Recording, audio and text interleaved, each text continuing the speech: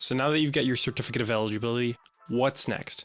Don't worry, I'm going to help you decode everything that's on your COE so the way you can fully understand what you're entitled to using your VA loan, whether it's your first or subsequent use. And we'll get into exactly how to calculate any remaining entitlement you have if this isn't your first time using a VA loan. So let's dive right into it. And we'll take a look here first at an example of, a fully paid off VA loan that was used.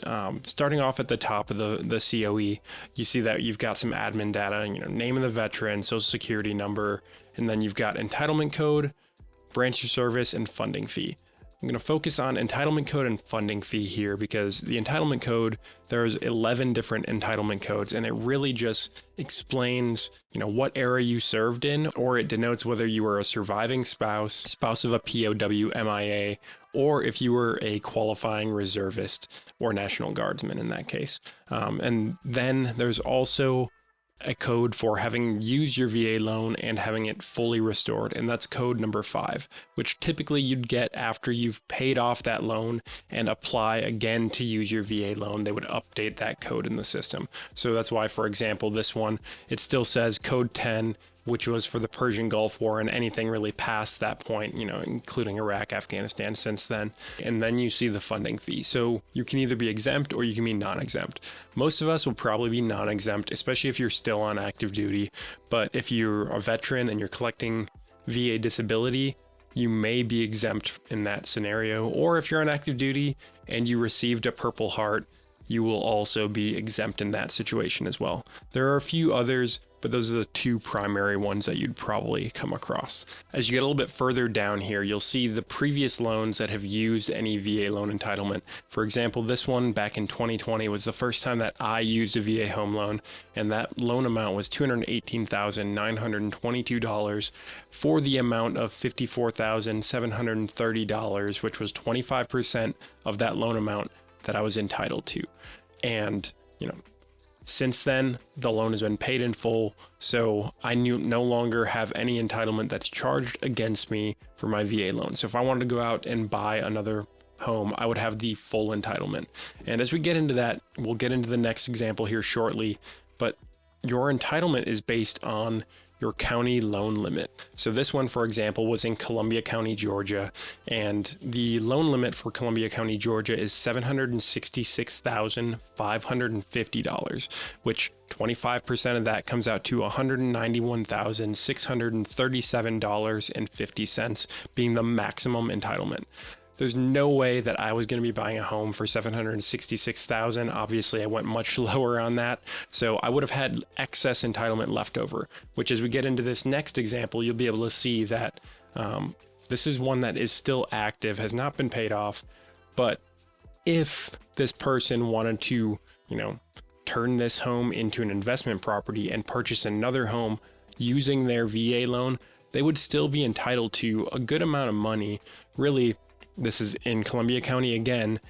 That total loan amount was $766,550. So that difference is still pretty substantial, over $380,000 that they still have to be able to use to purchase another home.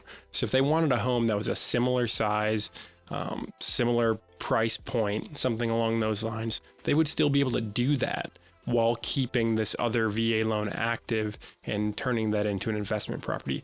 Of course, that assumes that that person has lived in that home for over a year, because that's essentially the requirement there is that you reside in that as your primary residence for a year before you'd be eligible to use a new VA loan for another property. So that new property would, of course, have to be your primary residence as well. But that's just kind of the basics of how you'd go about calculating that. There's essentially two ways that I look at calculating remaining entitlement, and that's either you figure out what the total amount would be that the VA would guarantee and then do the addition subtraction there, or you figure out the maximum loan amount and then subtract from there and then do a little bit more math. So that first way would be taking that $191,000 and then subtracting the current entitlement charge from that. So this case, it would be, let's see, 191,000 minus $94,535, and that comes out to be about $96,465.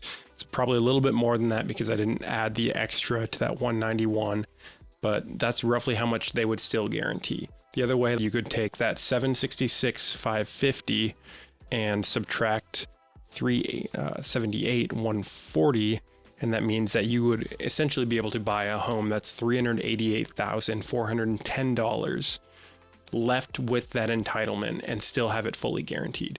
But that's not to say you can't purchase a home more expensive than that. You can exceed what the entitlement is, but you just will have to pay a difference, essentially of a down payment for what that difference is. So say in this example, $388,000 is what we would have left to use. Say you wanted to buy a $450,000 house.